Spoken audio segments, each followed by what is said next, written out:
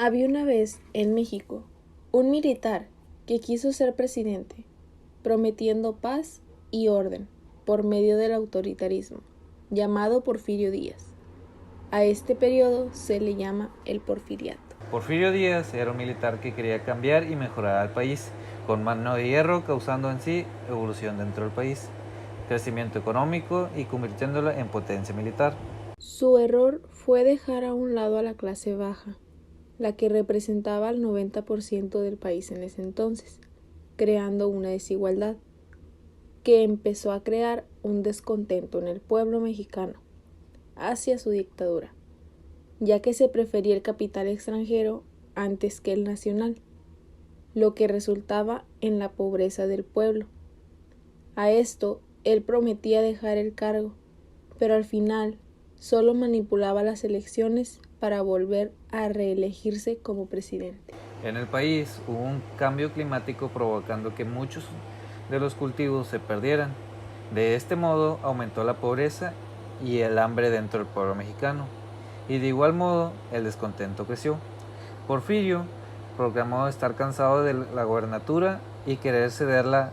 A esto aparece Francisco Ignacio Madero postulándose con su famoso lema: sufragio efectivo, no reelección, ganándose un gran apoyo social. Así, en abril de 1910, fue elegido como candidato a la presidencia. Los porfiristas, al ver el gran apoyo hacia él, decidieron actuar, y en junio de ese mismo año fue encarcelado. En esos días, Porfirio declara su victoria nuevamente. En octubre de 1910, Madero es liberado y trasladado a Estados Unidos, donde proclama el Plan San Luis en contra de Porfirio, en el que llamaba al pueblo mexicano a levantarse en armas contra Porfirio, prometiendo elecciones libres y leyes para proteger a los trabajadores. El 20 de noviembre de 1910, el pueblo se levanta en armas, desencadenando lo que es conocido como la Revolución Mexicana. En mayo de 1911, Porfirio Díaz y Francisco Madero firman un tratado de paz conocido como los Tratados de Paz de Ciudad Juárez. El 25 de mayo de 1911 deja la presidencia Porfirio Díaz y es exiliado. Él muere en Francia en 1915. En octubre de 1911 se llevan a cabo las primeras elecciones libres, donde Francisco Madero es elegido como nuevo presidente con falsas promesas. Madero creó más desigualdad en el país de la que ya estaba, por lo que los líderes de la División del Norte, encabezados por Pancho Villa y Emiliano Zapata, este mismo proclamó el Plan de Ayala en contra de Madero.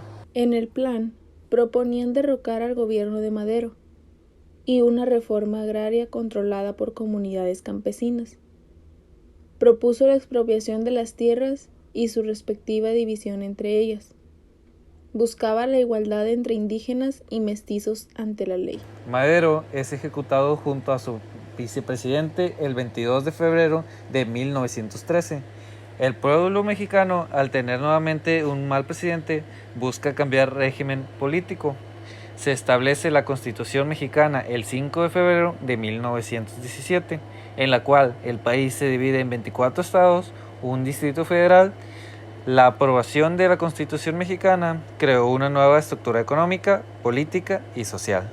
Se estableció la jornada laboral de 8 horas, vacaciones, salario mínimo y días libres, la prohibición de prácticas esclavistas y la división de poderes. Esto establecía una nueva organización política. Los nuevos poderes en los que se dividía el gobierno fueron el poder ejecutivo, legislativo y judicial.